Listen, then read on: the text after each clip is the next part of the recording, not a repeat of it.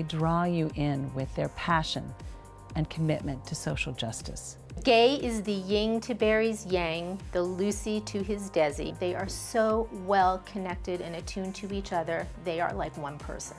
I was one of the first openly gay national leaders of the ADL, and Jim and I were one of the first openly gay couples. We've really encountered great acceptance and love from everybody, but at the top of the list would be Barry and Gay, who make us feel so welcome and make us feel part of the ADL family and, frankly, their family.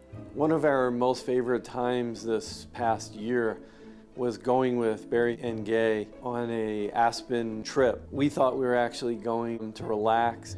Before we knew it, we were attending sessions, we were talking Judaism and the future of Israel, and it truly was an inspirational journey. They were there for us during the saddest time of our lives. And I mean there, physically and in person, helping with difficult decisions, logistics, organization, and of course giving us all sorts of love and hugs and tears. And they were also there during the happiest time of our life. They were the first to book tickets to Ireland for our daughter's wedding. They put on a wonderful bridal shower for her in New York City. And again, they were there with their hugs and their love and tears, this time tears of happiness.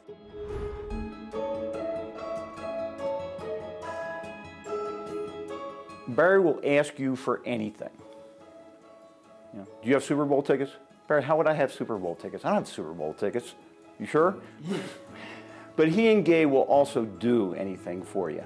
Barry Curtis Lusher is one of these people who approaches life with a great smile on his face.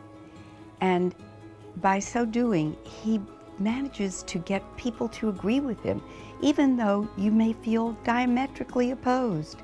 One day, you and I, if you remember, we were outbidding each other on an item at an auction for the Anti-Defamation League. So you kept upping me, and I got to a point where I couldn't afford it anymore. You brought me the piece that I was bidding on and gave it to me to give to Ryan as a present. And I just want to say, here it is, all about John Elway, which was Ryan's favorite role model at the time. And I think now that Barry, you're Ryan's favorite role model instead of Elway.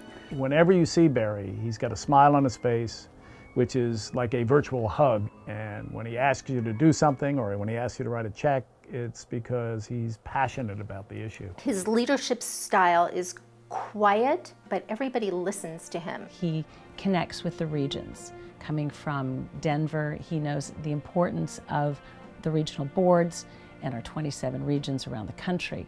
We have had 3 generations of mentoring.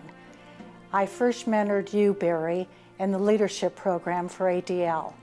And then you mentored Cheryl.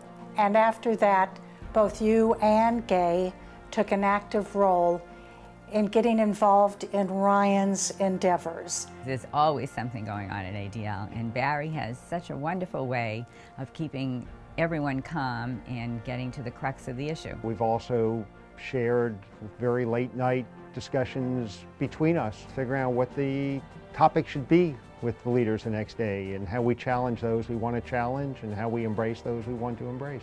And Barry wants to make sure that everyone has equal opportunity, equal rights to support and contribute and be part of bigger and better things.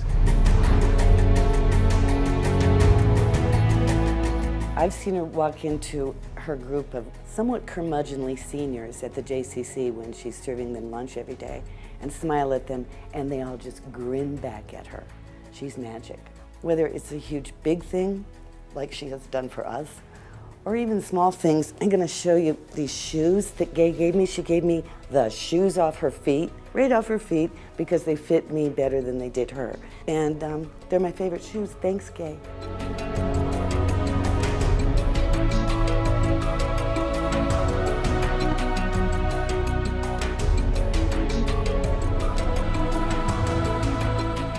Throughout Barry's term as national chair, Gay has been with him every step of the way, has traveled around the globe, has hopped on planes at a minute's notice, and you can just tell from the way that Barry looks at Gay that she is giving him immense support and strength to do what he's done as national chair.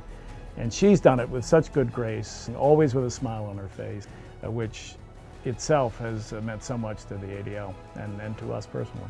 One of the privileges of getting to know Barry has been getting to know his beautiful wife, Gay.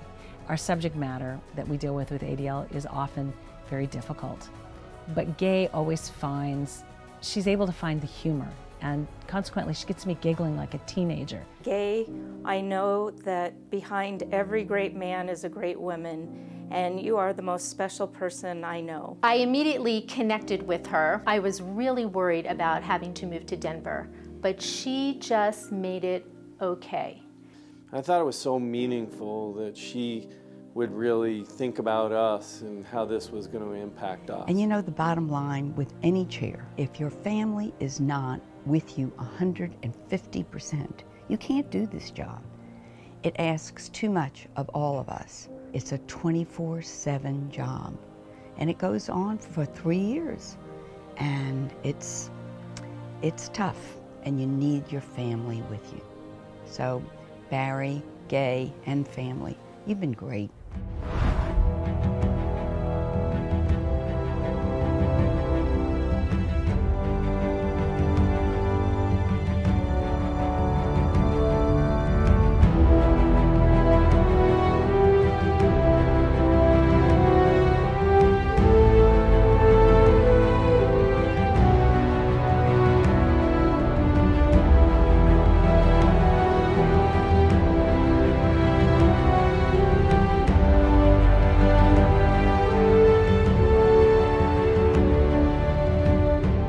I had to reflect on his greatest contribution as national chair. To me, it's the way he expressed his humanity and inclusiveness in driving the organization. I shouldn't say this, but I can't help it. I have to say it. I've been stunned by his outstanding performance as chair.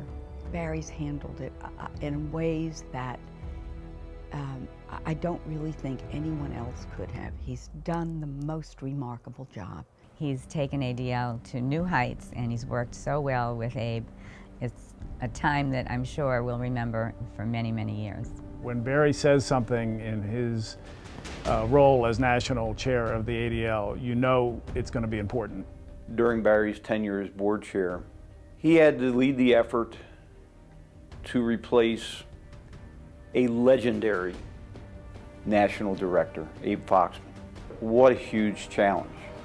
He and Abe have worked together so incredibly well and accomplished so much. And at the same time, Barry was involved in the recruitment of and selection of Jonathan Greenblatt to be our next national director, which will be a legacy that we'll all benefit from for years to come. It was an outside-the-box selection and one that was really brilliant. The fact that he was development chair for 8 years, and he did this willingly, amazing. And the wonderful thing about Barry, he's gotten so used to asking people for money that he doesn't blink when he continues to do it today. And he would talk about ADL and how important it is to him and why ADL is important to him. The why, this is why. People get to a yes, and they get to a yes enthusiastically, and they get to a yes passionately. And when you convey that passion and you convey that excitement and that commitment, you're writing a check. You don't even know you're writing a check, and you're writing a check. When Shahar Peer was initially denied entry into Dubai for an international women's championship tennis tournament. And we were there to try to convince the UAE government to play a constructive role in the recognition of Israel and bringing the parties together. Barry would open every session with a politician, whether it was the head of the United Arab Front or the Israeli Prime Minister, by telling them a little about ADL and ultimately getting Dubai essentially to change its foreign policy to permit access to any qualified athlete, even an athlete from Israel, a country which Dubai had no diplomatic relations with. We as part of this community are so thankful for what they have done for Colorado, what they have done for ADL and for Judaism around the world. ADL is primed to move forward and in a better way, in a more efficient and modern way perhaps, than it ever has before. And a lot of that is thanks to Barry and his leadership.